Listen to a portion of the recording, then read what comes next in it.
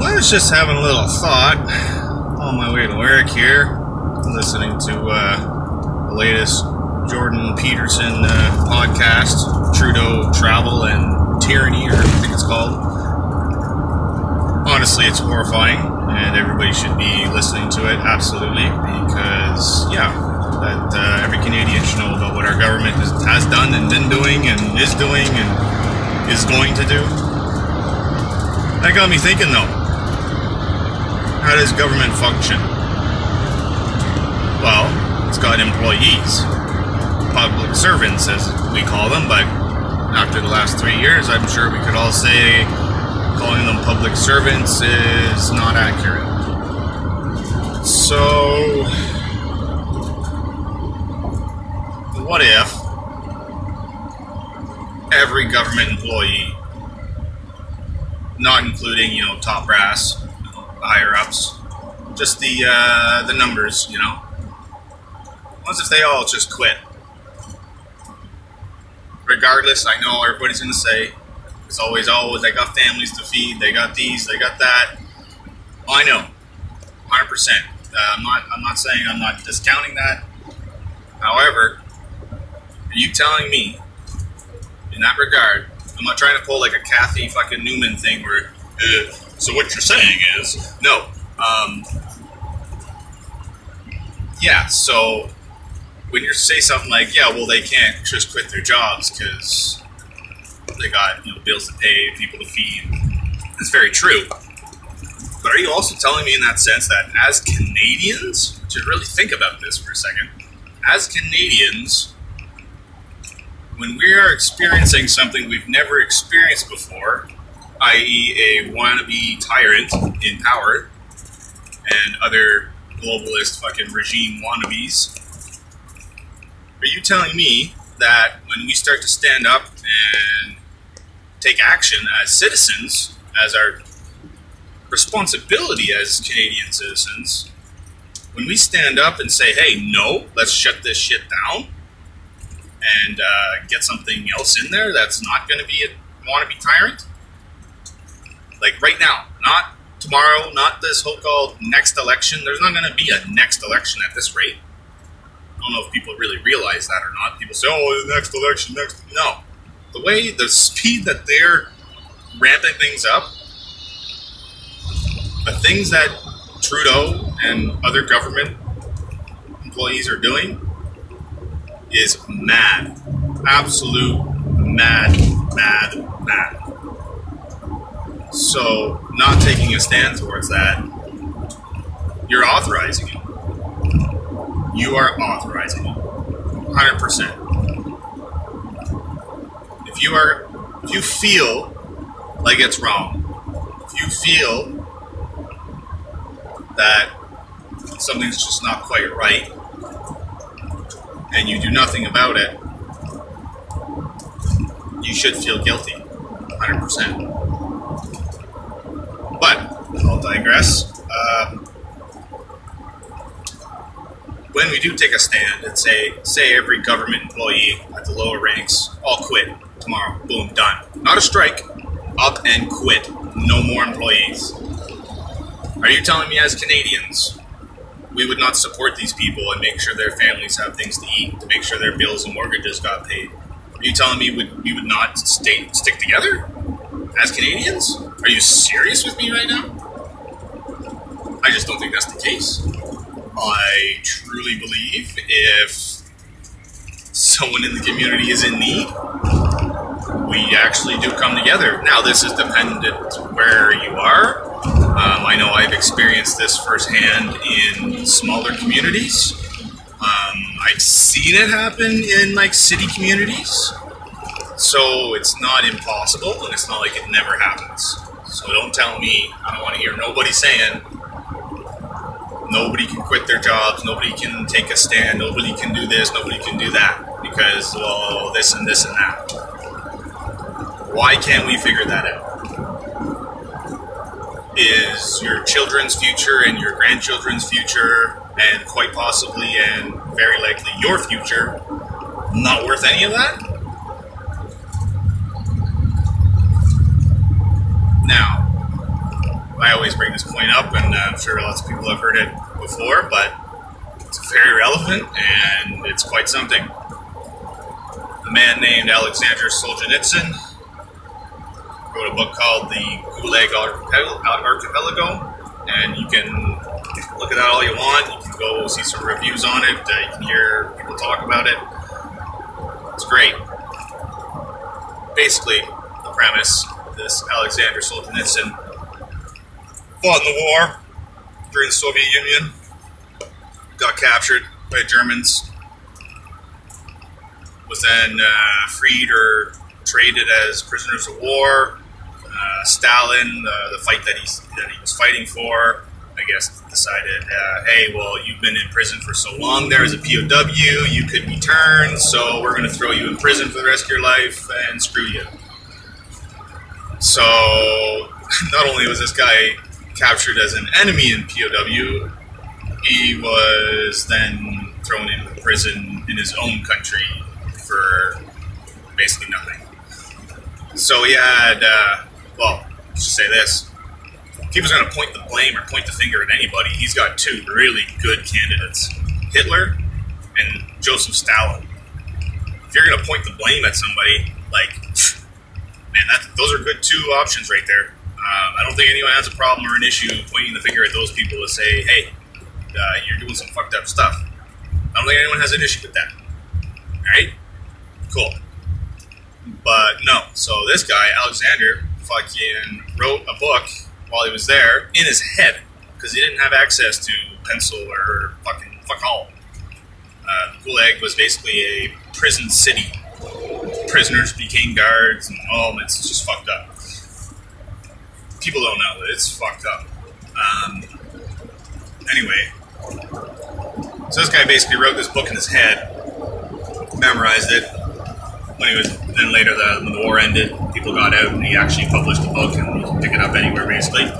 Anyway, instead of pointing the blame to, Joseph Stalin or Hitler, this guy blames himself. Yes, this guy single-handedly says it is my fault as a citizen for not standing up to what I thought was right and just going along with what was happening because everyone else was doing it. It is the citizens' responsibility to keep governments in check, or, things like Joseph Stalin, Hitler, Chairman Mao, things like that happen. And we see less atrocious, but still very atrocious dictators like that. You can look at Venezuela. You can look at fucking North Korea as like a prime example, I guess. You can look at places in Southern America. And it's everywhere. So, you can't tell me it doesn't happen.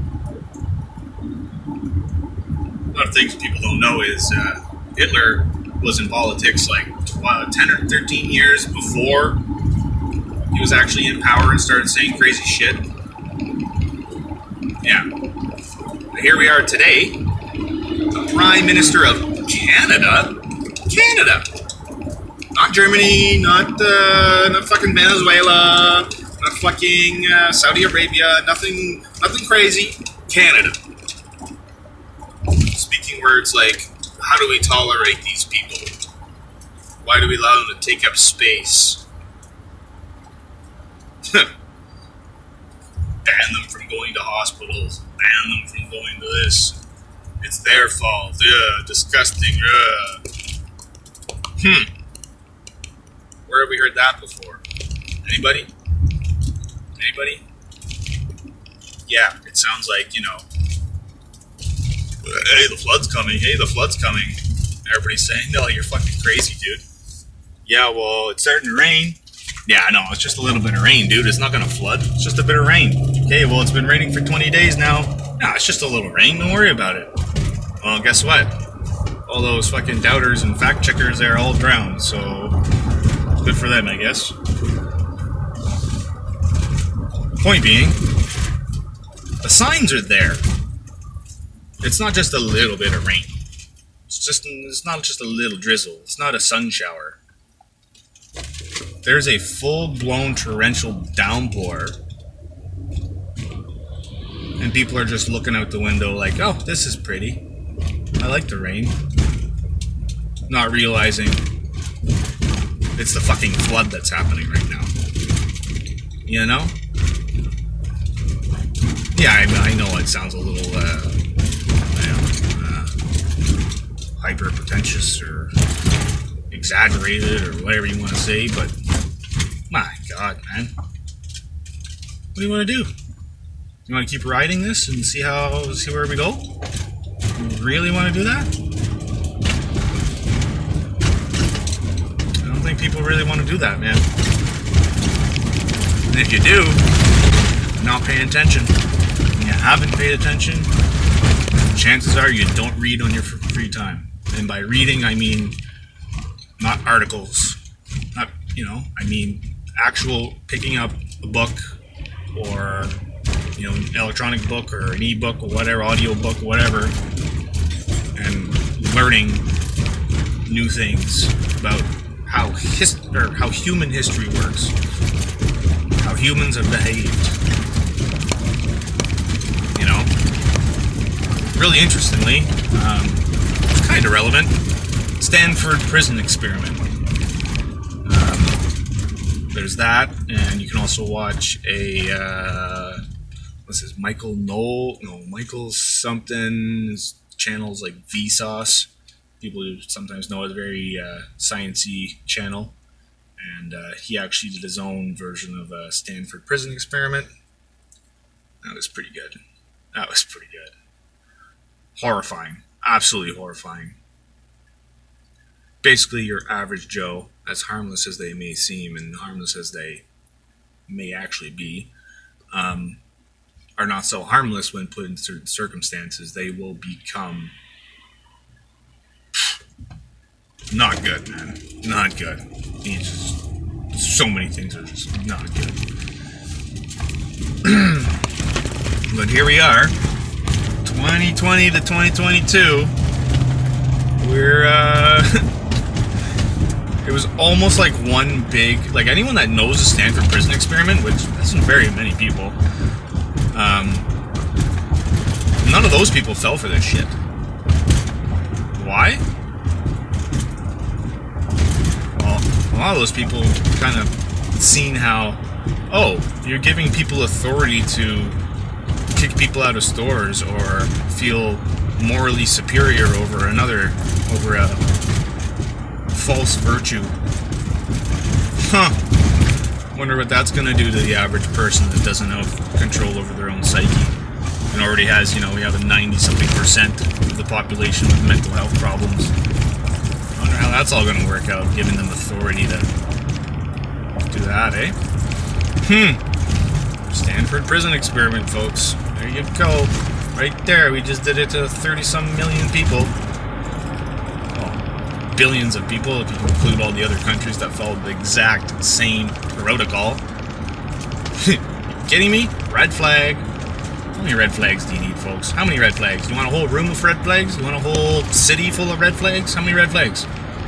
How many?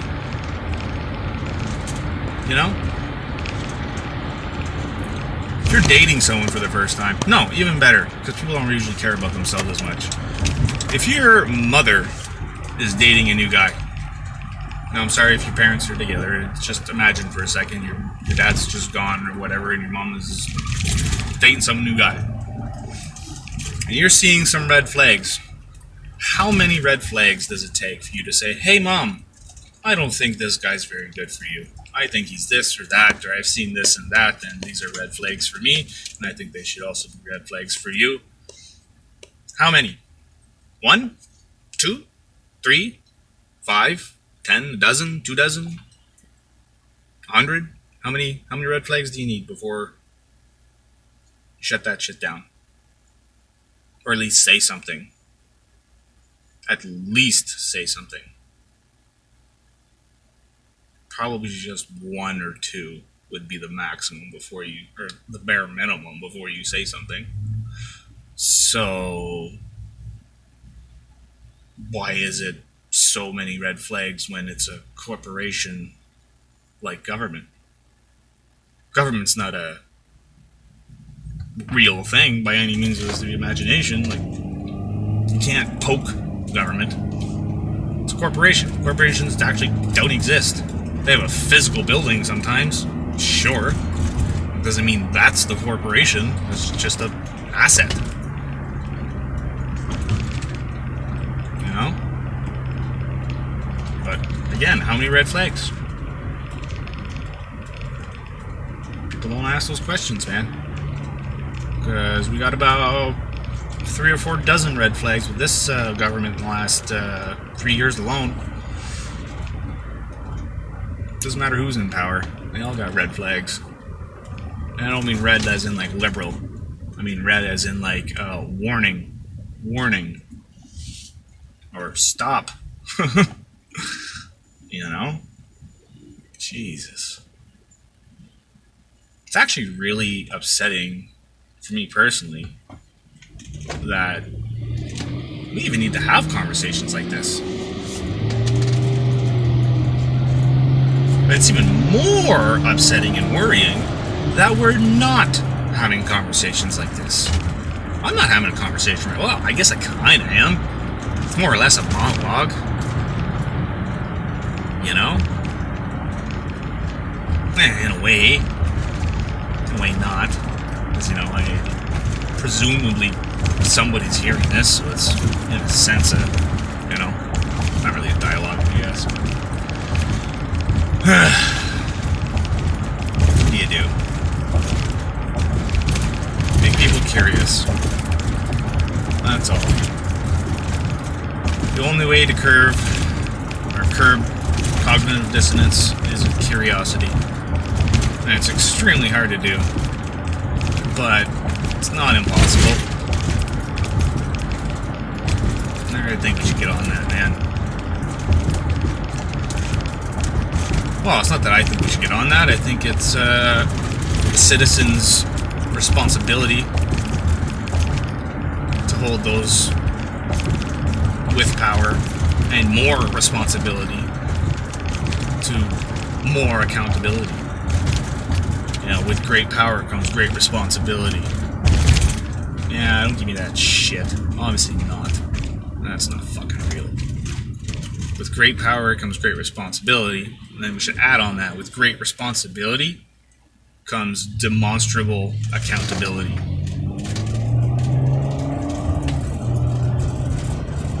Like, so much accountability that you don't dare mess with that responsibility.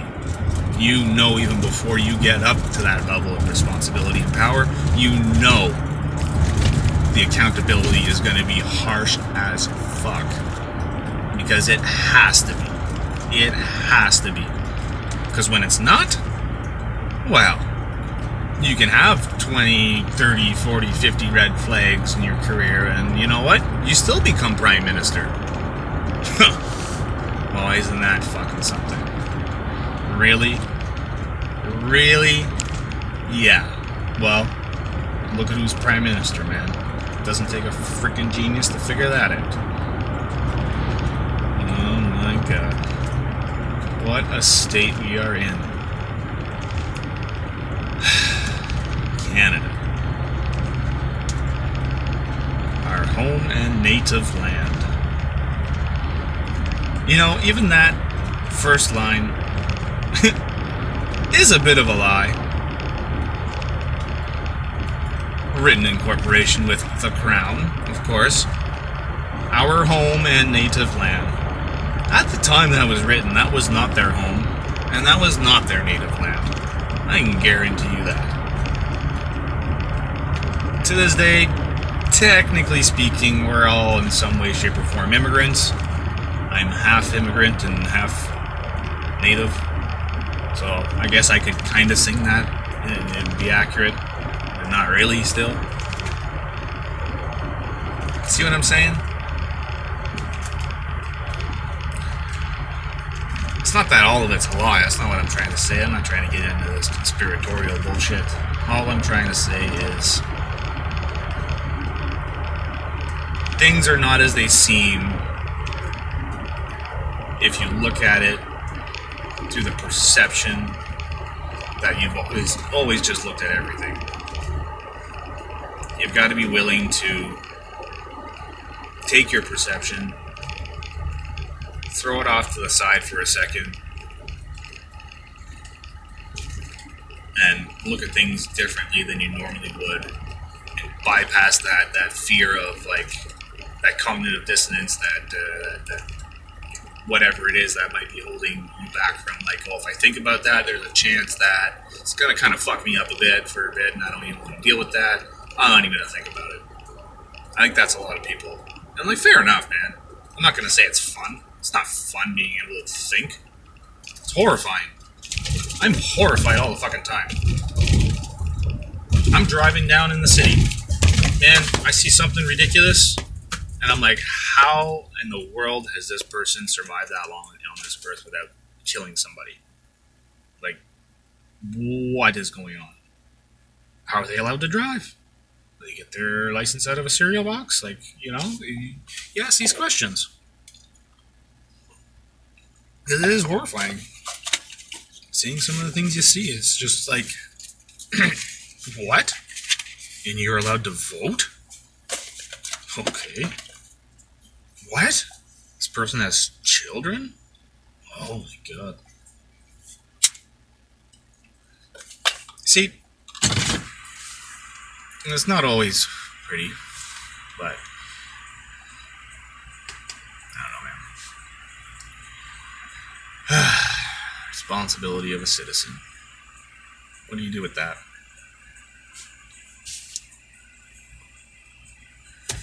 Kind of hard, man.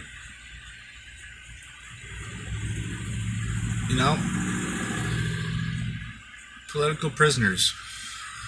Do political prisoners exist in actually, like, truly democratic countries? Tell me. No. The answer is no. They don't. If your democracy is functioning, you do not need to put people in prison or jail just because they don't agree, or they're not going with the flow of things that you want. Really? Like that wasn't enough of a red flag to shut this shit down. I say shut this shit down. Then the media and everybody goes, oh, you wants to overtake the fucking coup and overthrow the government. Shut up, please. Really? That's not what's going on. Jesus. You think if Germans back in World War II, before that, you think if they really, really knew what was going on, that they would have done something about it? 100% they would have. But, yeah, they didn't have that point of reference. Today we have this point of reference. It's happened before. You're not taught about it. You're taught about the events. You're not taught about how it came to be. How all those Nazis were all people like you and I. They were all, there's some entrepreneurs, there's some 9-to-5s, there's some government people, there's some, fast food workers, there's the retail workers, there's all kinds of folk that were Nazis. Did they choose to? Yeah, no and yes. Were they coerced to? Yeah, yes and no. If you can combine disgust and hate, you have the perfect recipe for disaster. Every time. Every time. Every time. Hate and disgust. True hate and true disgust. If you just have hate, yeah, you can just hate someone. If you have just disgust, yeah, you can just be disgusted by them. But if you have both, man, it gets ugly. Ugly.